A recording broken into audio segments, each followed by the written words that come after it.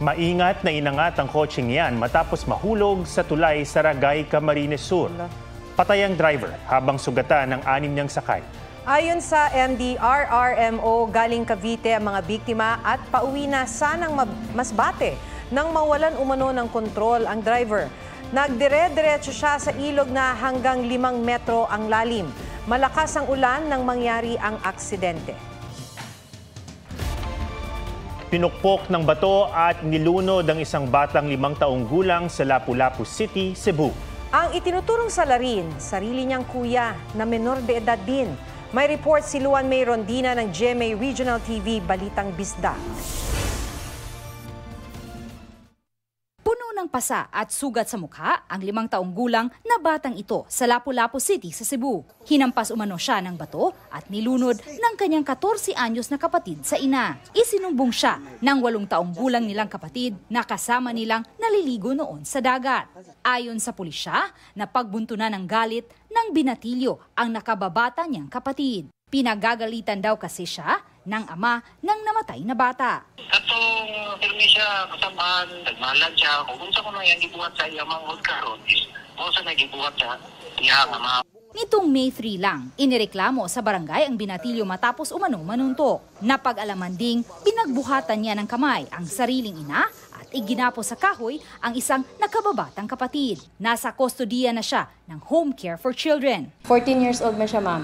So, dili pa gyud siya sa kaso kaning sa Republic Act 9344 nato, no? But maka-undergo gyud siya og intervention program sa diri sa ato ang facility. Gayunman, nakitaan ang binatilyo ng mga marka ng ngipin. Kinagat umano siya ng ina at pinagbubuhatan din ng kamay. Posible nga naa sa level nga abuse siya, kabata. Nya, mo na magbutang sa iyang una-una. Nya, di man siya kabalo sa iyang si father, mo tong ingon siya, dito niya kuan sa niya igsuon. Pag-aaralan ng pulisya ang kanyang kaso. Naghuwat rami sa ilahang evaluation. O once maingon sila i-file, among i-file kay makabiolate man may aning abalaura kami mismo sa pulis kung amo i-did sub-file sa kaso sa prosecutor. Ayon naman sa nanay ng binatilyo, gusto niyang manatili muna sa home care facility ang anak. Luan May Rondina ng GMA Regional TV Balitang Bisdak, nagbabalita para sa GMA Integrated News. Niraid ang isang iligal na ospital sa Pasay na takbuhan daw ng mga nagtatrabaho sa Pogo na kailangang magpagamot. May mga doktor daw doon na hindi rin lisensyadong mag-practice sa bansa. May report si Rafi Tima, exclusive. Sa itsura ng mga gamit, mga nakapaskil na posters at mga gamot sa iba't ibang kwarto sa loob ng pasilidad na ito, hindi may kakailang isa itong klinik o maliit na ospital. Hindi ito kalayuan sa gusali ng Senado sa Macapagal Boulevard sa Pasay. Upon checking, there is no hospital in this area with a permit, with a license to operate. Kami po ay nagkasa ng mga intelligence visits. Meron nga ganito, ospital, mga doktor at mga nurses na wala mga permit, mga license to practice medicine. Sabi ng mga Pilipinong kawani ng pasilidad, na-raid na rin sila noon, bagay na iimbestigahan ng PAOCC. Dito tumatakbo yung mga nasusugatan, ng mga magpupugo, yung mga nagkakasakit.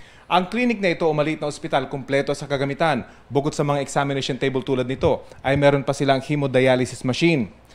Ayon sa mga otoridad, may ilang buwan na rin nag-ooperate itong pasilidad na ito na nakatago sa mga restaurant sa bahaging ito ng Pasay. Sa kwarto naman ito ay makikita yung isa sa mga mamahaling gamit na makikita lamang sa mga ospital o kaya mga malalaking klinik tulad nitong ECG machine at itong ultrasound. Pero isa sa mga pinagtataka ng mga otoridad nang pasukin nila ang pasilidad na ito, meron itong backdoor. Posibleng indikasyon umano na alam ng mga nag-ooperate dito na illegal ang kanilang ginagawa. Ang lalaking ito na isa sa mga inabutang nagbibigay ng reseta, todo tanggi noong una. I am not a doctor. I am not a doctor. I am not a doctor. I am computer. Pero kalaunan, I am a vitamin doctor. Yeah. What are you doing here in this clinic? I visit only. Just visit? Visit. Taliwas ito sa pahayag ng gwardya na ilang buwan na raw nandito ang lalaki. Matapos imbestigahan at kunan ng kaukulang dokumento, pinalaya rin ang mga dayuhang pasyente. Ididetain naman sa Bureau of Immigration ang mga dayuhang suspect at mahaharap sa kasong kriminal at immigration violation. Isinara at ipinadlak ang pasilidad. wala pang pahayag ang pamunuan ng lugar. Rafi Tima nagbabalita para sa GMA Integrated News. Binantaan ni Senator Bato de la Rosa si dating Executive Secretary Paquito Ochoa kung hindi pa rin ito dadalo sa pagdinig ng Senado sa umano'y PIDEA leaks. Hindi nakadalo si Ochoa dahil nagkasakit. May report si Mav Gonzalez. Isasampina na ng Senate Committee on Public Order and Dangerous Drugs si dating Executive Secretary Paquito Ochoa kapag hindi ulit dumalo sa pagdinig ukol sa umano'y PIDEA leaks. Pero nagsumiti ng medical certificate si Ochoa na positibo sa COVID-19. So we will be giving Attorney Paquito Ochoa 1 week to recover from COVID. Kung hindi pa rin siya mag-attend, baka a warrant of arrest will be issued by the Senate. Ang nag-akusa kay Ochoa, si dating PIDEA agent Jonathan Morales na nakapirma sa nileak na umano'y PIDEA document. Nauna nang itinanggi ng PIDEA na totoo ang dokumento sa PIDEA leaks. Sa pagdinig kanina, nagkainitan sina Morales at Senador Jinggoy Estrada. If we continue to listen to all his alibis and all his lies, imagination, baka mawala yung kredibilidad ng hearing na ito. Hindi naman po maganda yung sinasabi ni Senator Jinggoy Estrada para namang ako talagang hinuhusugahan. Hindi kagaya po ang ating butihing senador. No, nakonvict na po. Ay, wag naman po. Alam mo, Mr. Morales, Senator Jinggoy, please. Huwag mong pakikialaman yung kaso ko. Problema ko yun. Yung kaso mo ang ayusin mo. Si Senate President Mig Zubiri, pinuntong wala pang inilalabas na documentary evidence si Morales. Hindi pwedeng sabi-sabi lang para hindi po tayo dito gagamitin ng ibang grupo pamumulitika. Tinalakay rin sa pagdinig ang kumalat online na CCTV footage umano sa bahay ni Morales kung saan maririnig sa loudspeaker ng telepono ang babalang papatayin daw si Morales. Ang boses sa kabilang linya ng telepono, si Eric Picoy Santiago na taga Napolcom. Pag-amin niya ngayon, gawa-gawa lang daw niya ang kanyang mga sinabi kay Romeo Enriquez na isa ring dating PIDEA agent. Yun po ay katang-isip ko lang, pasensya na po kayo. Kaya po, humingi po ako ng tawad nga po kay paring Romy. Naungkat din sa pagdinig ang pagpapadrug test ni Pangulong Bongbong Marcos nung tumatakbo pa lang siya sa pagkapangulo. Ayon sa St. Luke's Medical Center, nagnegatibo siya sa cocaine. Hindi rin daw sila ang naglabas ng resulta, kundi ang kampo ng Pangulo. Mav Gonzalez, nagbabalita para sa GMA Integrated News.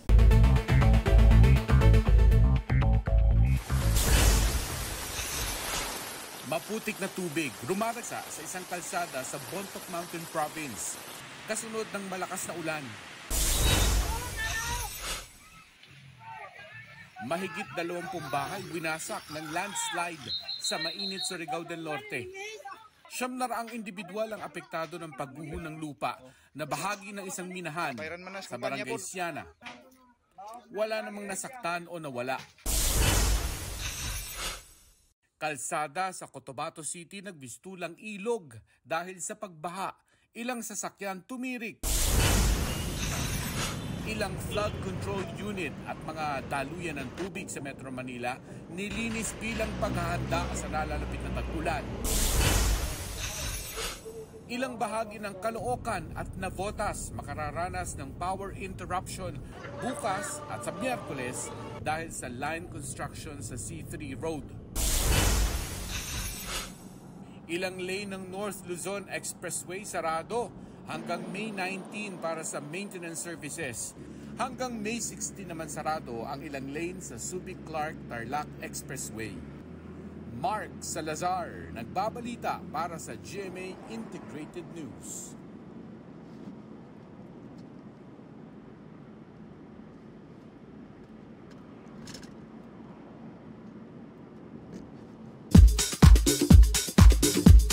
I dream that one day our songs in some way will bring a bright tomorrow. 70th birthday concert ni Maestro Ryan Cayabyab, dinaluhan ng mga bigating pangalan sa larangan ng musika. Pag-guest ni Vice Ganda at Julian San Jose, ikinagulat ni Mr. C. From sexy roles to action scenes, Jelly Kang handa na ring makipagsabayan kay Ruru Madrid sa action sa Black Rider. photoshoot ni Isabel Ortega at Miguel Tan Felix na uwi sa kulitan matapos silang ulanin sa set. Kumusta po kayo? Ako si Camila.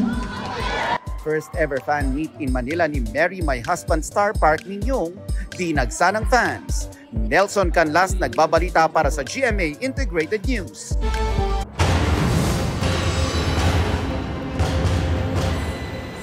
Nakaladkad ng tren ng lalaking yan sa India. Mahigpit siyang kumapit sa platform kaya di siya nahulog. Tinulungan siyang makatayo ng isang gwardya at ayon sa mga otoridad, tinangka ng lalaki na humabol sa pagsakay sa tren habang umaandar ito pero nawalan siya ng balanse. Mabuti na lang hindi siya nasugatan.